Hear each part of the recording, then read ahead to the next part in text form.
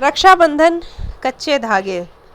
दोपहर का खाना निपटाकर सुनीला थोड़ी देर आराम करने के लिए बिस्तर पर लेटी ही थी कि घंटी की आवाज़ सुनकर उसे फिर दरवाज़ा खोलने के लिए उठना पड़ा। वह भुनभुनाती सी उठी कि इस मरे पोस्टमैन को भी इसी समय आना होता है। पोस्टमैन से चिट्ठियाँ लेकर मेज पर रखकर वह जा रही थी कि एक चिट्ठी उसकी आंखें जम के रह गईं। उसने चिट्ठी को हाथ में उठाया। निसंदेह यह लिखाई आशा की ही थी, पर इतने लंबे समय के बाद जल्दी जल्दी चिट्ठी खोलकर उसने पढ़ना शुरू किया। प्रिय सुनीला, अमित स्नेह। तुम सोच रही होगी कि इतने सालों बाद कैसे तुम्हें चिट्ठी लिख रही हूँ। सच कहूँ तो तुमसे बात करने की हिम्मत ही नहीं जुटा पा रही थी। किस मुंह से तुम्हें चिट्ठी लिखती। जो कुछ भी मैंने तुम्हारे साथ किया वो तो माफ़ी के लायक नहीं है, पर तुम्हारा हृदय तो सागर की तरह विशाल है। तुम उसमें मेरा अक्षम्य अपराध अवश्य समेट लोगी। यही सोचकर लिखने की हिम्मत कर रही हूँ। मेरा हृदय अपने किए पर हमेशा मुझे कपचोटता रहता है। सोचती हूँ अनजाने ही छोटे से स्वार्थ से वशीभूत होकर ही कितनी बड़ी हानि की जिम्मेदार बनी। इन सालों में अकेले रहकर समझ पाई कि सारे नाते रिश्तों का सुंदर समन्वय ही जीवन की परिपूर्णता व सार्थकता प्रदान करता है, और इन्हीं मधुर संबंधों में ही जीवन की परितृप्ति है। सुनीला, मैं अपने क्षुद्र स्वार्थ के वशीभूत होकर भूल बैठी थी कि संसार में पति पत्नी के संबंध से अलग कुछ स्नेह बंधन ऐसे होते हैं जिनके बिना हम स्वयं को भावनात्मक रूप से अतृप्त तथा असुरक्षित महसूस करते हैं। नासमझी में की गई इस भूल का एहसास मुझे अब हो रहा है, जब उन्हीं संबंधों के निर्वाह में मैंने खुद ठोकर खाई है। अनिमेष भी अब पहले की तरह नहीं रहे हैं। अब उन पर एक संजीदगी सी छा गई है। तुम्हारे आने से शायद घर में खुशियाँ लौटे। उनकी हंसी तो जैसे बीते समय ने चुरा ली है। इस बार कृपया मेरे लिए नहीं, अपने भैया के लिए जरूर आ जाओ। कितने ही रक्षाबंधन निकल गए सूनी कलाई लिए। सुशांत और ईशा भी अपनी बुआ से मिलने को बेचैन हैं। माँ जी और पिताजी भी इस बार नागपुर ही आ रहे हैं।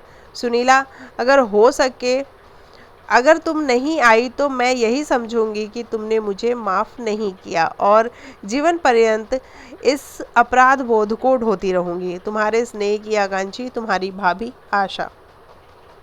पत्र पढ़ते पढ़ते सुनीला व्याकुल हो उठी।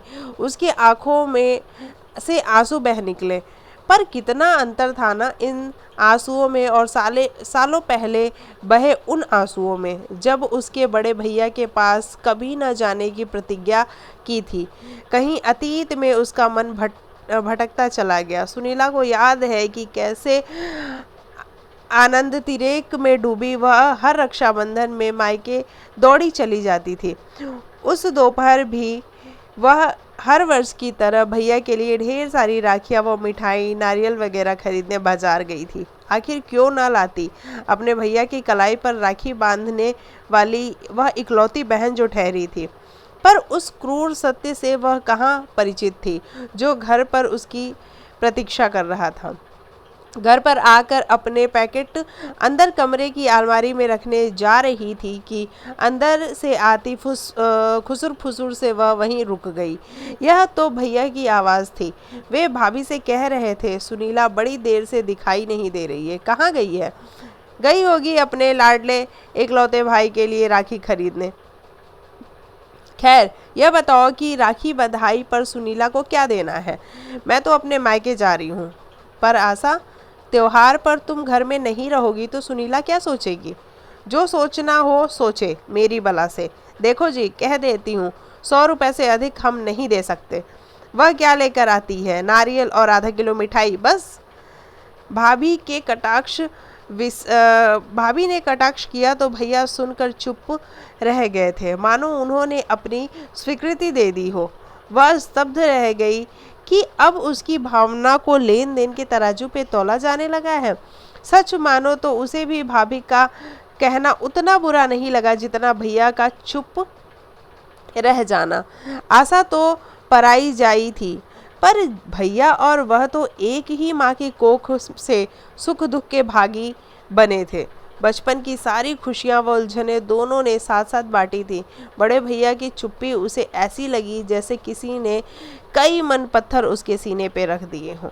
वह सोच रही थी कि इतने सालों उसने भाई बहन के बीच स्नेह बल को नहीं सींचा था, जो उसके चारों ओर सुगंध बिखेरती। पर शायद उसने अपने चारों ओर नागफनी की बाढ़ खड़ी की थी, जो उसके हृदय में जीवन भर बेधती रहेगी। दूसरे कमरे पर जाकर सुनीला ने भारी मन से राखियों वाला पैकेट मेज की दराज में रख दिया और अनमनी सी बाहर बगीचे में जाकर झूले पर बैठ गई। इसी झूले पर बैठकर उसने और अनिमेष भैया ने कितनी ही शैतानियाँ की थी। सामने खड़ा जामुन का पेड़ उनके हंसते खेलते बचपन का साक्षी था। बड़े भैया को सारी शैतानियों से उन्हें बचाने की गरज से वह अपने सर ले लेती और साम दाम दंड भेद छल प्रचंड का सहारा लेकर उन्हें सजा से बचा ही लाती। अनिमेष इंजीनियरिंग के अंतिम वर्ष का छात्र था। रात दिन भैया के पीछे साय सी लगी उनकी एक एक जरूरत पूरी करती रहती, जिससे कि उनकी पढ़ाई में किसी भी तरीके की का व्यवधान न पहुँचे। भाई बहन का यह स्नेह आस पड़ोस के और रिश्तेदारों के लिए ईर्ष्या का विषय था। आकाश पर बादल छाए आए थे और हल्की बूंदाबांदी शुरू हो गई थी, पर सुनीला अपने ही विचारों में खोई जामुन के पत्तों से टपकने वाली बूंदों की नन्ही बूंदों को अपलक निहारती हुई। शायद जामुन का पेड़ सुनीला का दर्द समझ रहा था। उसके आंसू भी नन्ही बूंदों के रूप में बह रहे थे। सुनीला, कहाँ खोई हो? पानी बरसने लगा है, चल अंदर चलकर चाय पी ले। माँ कब से सामने खड़ी थी उसे अंदाजा ही नहीं था। अंदर भाभी से चाय का कप हाथ में लेते समय वह सोच रही थी कि कितना अंतर था इस स्नेहमयी भाभी में और उस आशा में। शायद बनावट ही ऐसा संबल है जिसके सहारे हम सामाजिकता का निर्वाह कर पाते हैं। अनमने मन से उसने चाय पी और बोली, माँ शॉपिंग करते करते बहुत थक गई हूँ, थोड़ी देर ऊपर जाकर लेटूंगी। ऊपर आकर कमरे में अंधेरा कर सुनीला पलंग पर पड़ गई और उसे अंधेरे से चिढ़ थी, पर न जाने क्यों आज उसे अंधेरा एक सुकून दे रहा था। अनचाहे ही उसका मन उससे द्वंद्व कर रहा था। उस दिन अनिमेष भैया का परिणाम आया था। पूरे पड़ोस में नाचती कूदती वह यह खबर सुना रही थी कि भैया इंजीनियर बन गए हैं। मिठाई देने जब वह राधा मामी के यहाँ गई तो मामी ने मजाक ही मजाक में कहा कि मना ले अपने भैया की इंजीनियरिंग की खुशी, भाभी के आने के बाद तो तेरा मोल 2 कौड़ी का भी नहीं रहेगा। उनकी बात सुनकर सुनीला एकदम से बिफर उठी थी और राधा मामी से लड़ पड़ी थी कि उसके भैया ऐसे नहीं हैं। वास्तव में अनिमेष भैया ऐसे कहाँ थे। एक बार सुनीला को फ्लू हो गया था तो सारी रात उसके सिरहाने बैठे घंटे घंटे पर उसका तापमान देखते रहे। माँ कितना भी कहती रही कि जब तक सुनीला का बुखार उतर नहीं गया वे उसके सिरहाने से नहीं हटे। रक्षाबंधन पर अनिमेष उससे कुहनी भर तक राखियां बंधवाता और सारे दोस्तों में सेखी बघारता फिरता।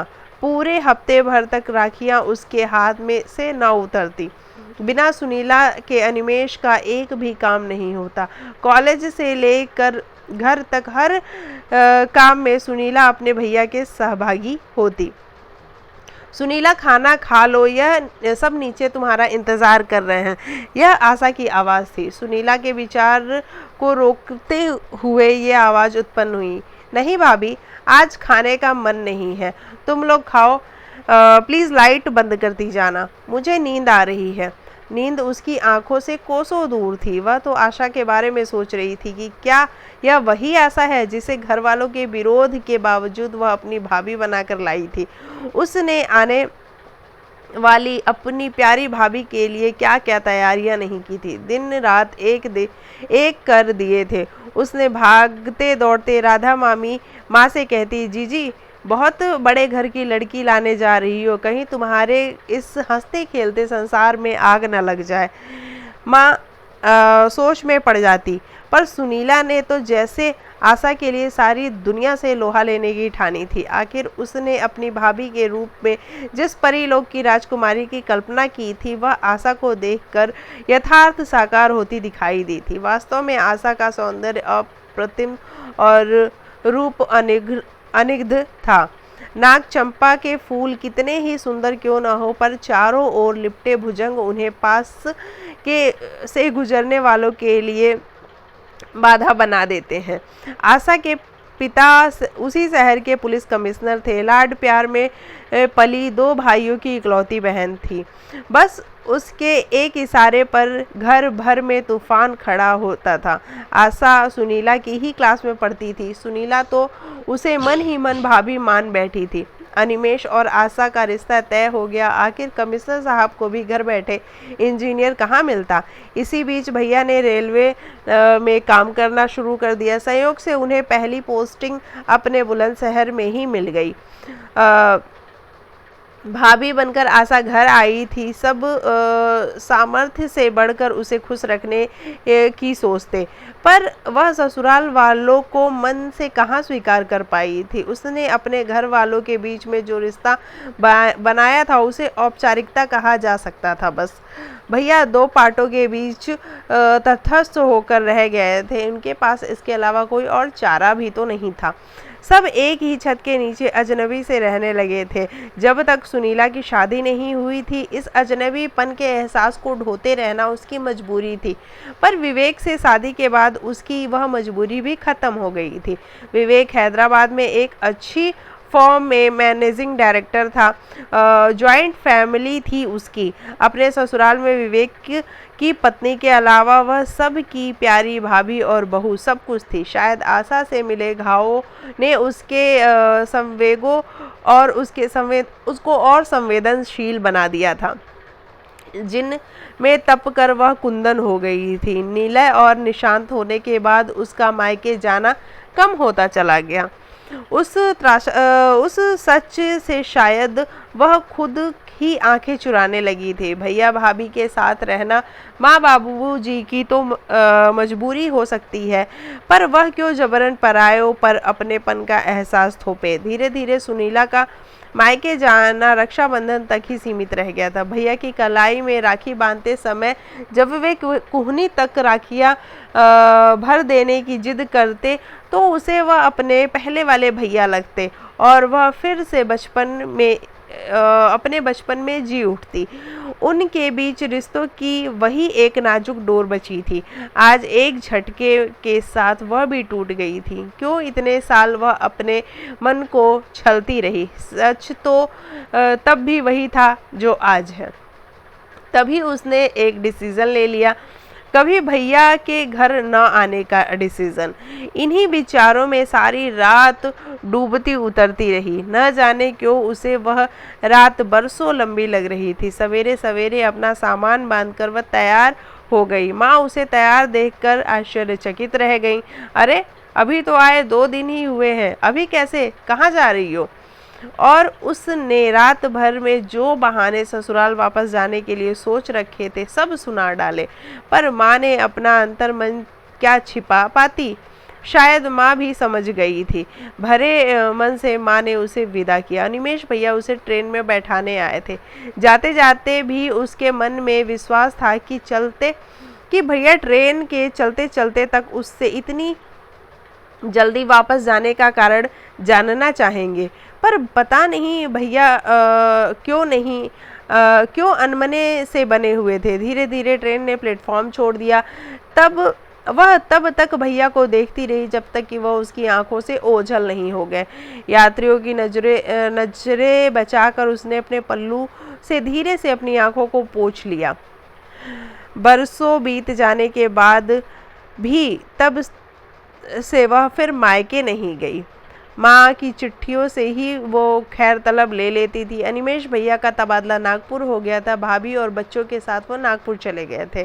सर्दियों में माँ की बीमारी का तार पाकर उसे बुलंदशहर जाना पड़ा तो लगा माँ की आधी बीमारी तो जैसे उसे देखते ही ठीक हो गई। इस बार माँ के चेहरे पर संतोष की आभा थी। भाभी कैसी है माँ? भैया और सुशांत ईसा कैसे हैं? अरे सुनीला, तू तो जानती ही है कि बहू अपने मायके वालों के लिए कैसे तड़पती थी। हमें तो उसने अपने रिश्तों के संसार में एक कोना भी नहीं दिया।